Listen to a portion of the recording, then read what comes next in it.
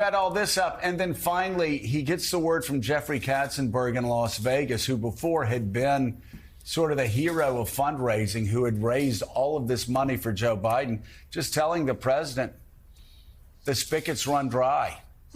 Donors are not giving money anymore, Mr. President. We can't get donors to give money. You then hear about not infighting inside the Biden campaign, but just a sadness, an understanding that they cannot win with a man that they respect and love. And they're basically waiting for orders. Who are they going to help beat Donald Trump? And so all of that happened yesterday, along with so much more. Yeah, and then at the end of the day, we learned that the President of the United States has tested positive for COVID, which felt like a coda to the day you just laid out, where Democrats just went, how much more of this can we take? And I think what we saw yesterday was everything we've been hearing in private, not just, frankly, for the last 3 weeks, but for a long time, spilled out publicly, which is that the polling now shows, private polling and now public polling that we're seeing, internal polling and public polling, that this is an uphill climb, not just for the president, but for everybody down the ballot. And that's why you heard Adam Schiff, who's very likely to be a senator from the state of California coming up here in just a few months, starting the day with a public statement saying that Joe Biden should step aside, that he's going to take down with him others who hope to become senators, hope to hold on to their seats in the House, for example. And then this sort of, the dam broke, and we heard the reports of Chuck Schumer, as you said, and Nancy Pelosi and Hakeem Jeffries. And it went on like this all day, saying, we've looked at the data. Yes, we've seen the national polls, but the election is not a national referendum. We're looking now at our district polls. We're looking at state polls, including one this morning from Emerson that shows Donald Trump now leading in the state of Virginia by 3 points. In Virginia.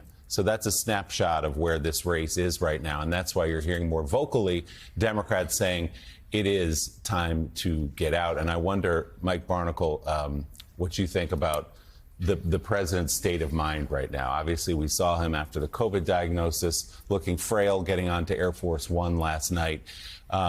He respects Nancy Pelosi. He respects Chuck Schumer. We know that.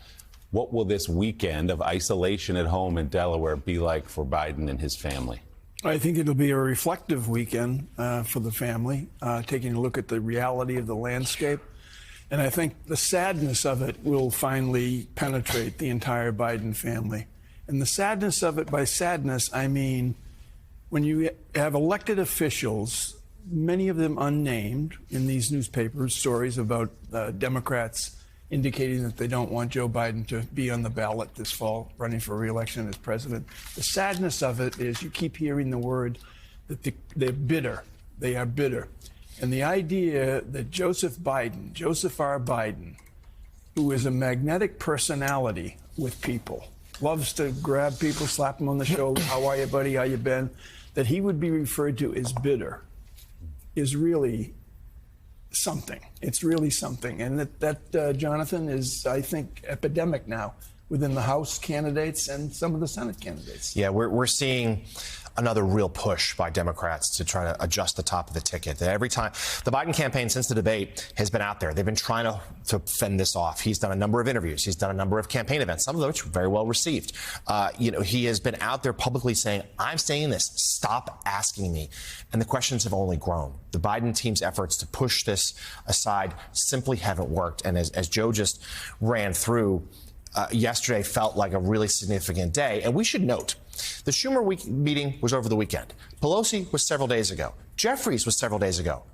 But what was not coincidental is they all leaked yesterday. Yeah. And I think that there is a sense that this is the time. The Democrats see this as their final moment, as a contrast to what we're seeing at the RNC, where, like it or not, the Republicans are totally unified around Donald Trump. They've embraced his running mate. We're going to hear from Trump tonight. The confidence there. And they're also expected to put up a record fundraising total in the wake of the assassination attempt. You contrast that with the Democrats, their own fundraising drying up, and this sense of doom that's permeated the party. And maybe that's not fair to President Biden, but that's where the party is right now.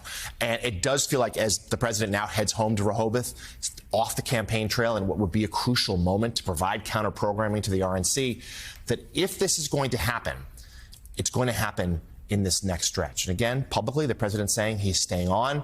We'll have to see if that changes. Yeah, and Joe and Mika, Joe, you pointed to this AP poll. The argument from the campaign has been it's elites, it's the media trying to push Joe Biden out. What we've said all along over the last 3 weeks is that's just not the case. All you have to do is go to the grocery store or go to the dry cleaner or the gas station. It's what people are talking about, his age after that. And frankly, there were a lot of people rooting for Joe Biden in these last 3 weeks, waiting for these interviews, watching the performances, and clearly not assured when you see that 65% of Democrats, not just Americans, of Democrats believe it's time for him to step out of the race. Right. And you can look at all the polls. Listen, here's the deal. There's 110 days left. We've said this time and time again. We've seen polls. Anybody that remembers 1980 remembers that on Wednesday, Thursday, Friday before the election, the race was too close to call. And suddenly there was a massive break toward Ronald Reagan the final weekend. Reagan wins a massive landslide in 1980 over Jimmy Carter. You can go to 1988. There's Michael Dukakis. He's up by 15, 16, 17 points in this summer. George H.W. Bush mocked, ridiculed. This race is over. Democrats were saying it, completely confident George H.W. Bush wins in a landslide. We remember here in 2016 being mocked and ridiculed for even saying in late October, early November, that Donald Trump had a pathway to 270 electoral votes. Everybody likes to say, oh, we knew he's... No, they didn't. Nobody was saying it. The very few people who were saying it were being mocked and ridiculed. That was in 2016. So, yes, a week in politics. I think Macmillan may have said it, maybe Harold Wilson. One of those British prime ministers from the 1960s said it, that in politics, a week is a lifetime. And you got 110 days. So many things can happen. So many things will happen. That said, show me any candidate from any year running for any position where he gets to the general election and 2/3 of his own party do not want him to run. I don't care if it's Joe Biden in 2024, if it's Joe Scarborough in like 1996, if it's a mayor running in 2014, that candidate is going to lose. Those are numbers you just can't get past me. Well, given what you've just said, Joe, this goes back to the point that you made a week ago, perhaps more, and that the Dems need to get it together. They really need to get whatever they've got going. Whatever it is, the problem should not be our candidate. The focus should be on Donald Trump. You know, it may or may not be Joe Biden. I trust Joe Biden's abilities. I also trust Nancy Pelosi's political acumen. Nobody knows politics more than her, and nobody more than Nancy Pelosi. She does not get out there without information to back it up. She doesn't take risks, and she knows her politics. She knows her numbers. She doesn't lose votes. You remember... Whenever Nancy Pelosi, people say, well, is this going to pass or not? We would always say when Nancy was Speaker, we'd say, well, if she puts it on the floor, it's going to pass because she knows where the votes are better than anybody I've ever seen. If there is a change, it's got to be a change that gets Barack Obama behind the candidate, Michelle Obama behind the candidate, George W. Bush behind the candidate, former presidents and world leaders and people who understand the importance of democracy, because it's going to take citizens who care about this country to bring this back together, or Trump will win. Trump right now is on the path to winning. Yes, he is. Let's go to NBC News Capitol Hill correspondent Ryan Nobles. Ryan, what a day yesterday on the Hill. I'd ask, what did you hear? I guess I should ask, how much did you hear of what we just talked about? Where to begin? Yeah, you know, Joe and Mika, I think you guys have crystallized it really well. The issue here is that rank-and-file Democrats have just not felt comfortable about President Biden at the top of the ticket since that debate took place.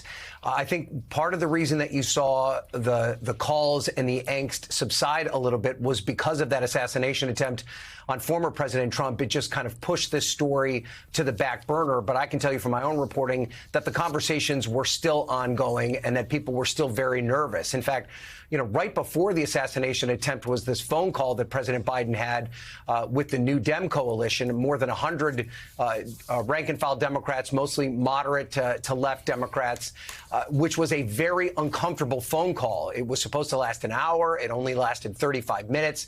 President Biden could not be heard very well by people on the call. He got defensive at one point during an interaction with Congressman Jason Crow of Colorado. And I know that many of these Democrats got off that call feeling a lot worse about the situation than they had going in, and they already didn't feel good about it.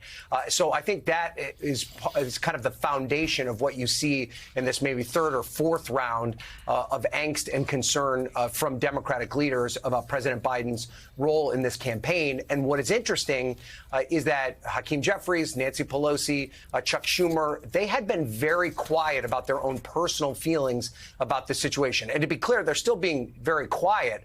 But what they're allowing to let happen right now are the rumors and the speculation about what went on in these closed-door conversations between Schumer, Pelosi, and Jeffries and the president. And they are not going to great pains at all to deny the conversation and the tone of those conversations. And what I was told is that the conversation between Schumer and Biden on Saturday was blunt, that Schumer laid out for President Biden in detail the polling that he is showing about these races, not just at the national level, but in individual states and in individual districts. And that it was a conversation just between Joe Biden and Chuck Schumer.